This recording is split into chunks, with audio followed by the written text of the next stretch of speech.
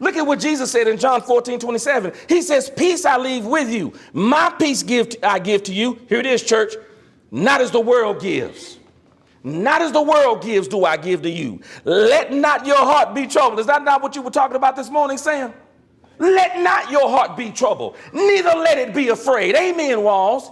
You want to know why? Because the world does not want you to be at peace. The world wants you to be afraid.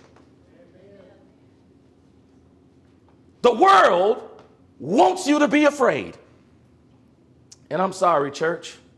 I love every last one of y'all. But I will not let anyone impede their fear on me. I serve a God that is so great and so good. And he has saved me. And I am at peace with him. And if I am at peace with him, I refuse to be afraid. Because Jesus is saying something. I'm not going to bring you the peace that the world brings, because the world says this: as long as you're at peace with me, you're fine. I got news for you. I'm fine whether I'm at peace with you or not.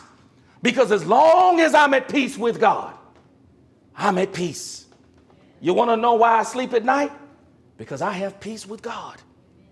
I'm not worried about what could happen.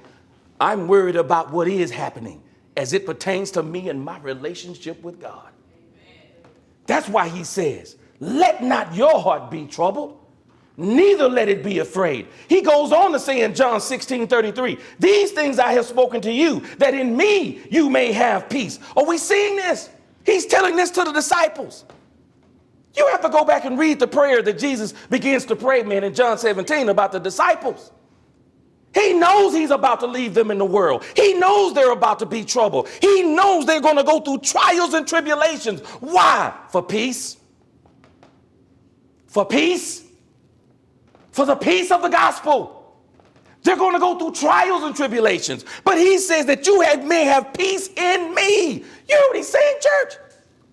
As long as you have peace with me, you're good. You're fine. Be at peace with me and make that be your concern, and not be at peace with people. He says, in the world you will have tribulation, but be of good cheer. He says, I have overcome the world. And church, do y'all know something? When we answer the gospel of Jesus Christ, we have overcome the world. I'm telling us, church, there's a concerted effort in this church. I mean, not in this church, there's a concerted effort in this world. And it's not people. Don't think it's people, but it's a spirit. It's the spirit of Satan. And there's a concerted effort to shush and shut up those who will speak the truth. There's a concerted effort, and so many people, they're falling prey to it. Every time they hear something that offends them, they tell somebody, tell them to shut up. I got news for you. I am so glad I live in the United States of America.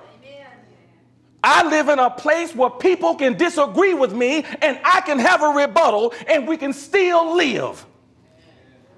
That people can do what they want to do and I can do what I want to do too. And if they want to proclaim Satan or they want to proclaim anything they want to, I can still proclaim the gospel of Jesus Christ. Oh, I love living in America. And I marvel and laugh at people who hate the very thing that makes this country what it is.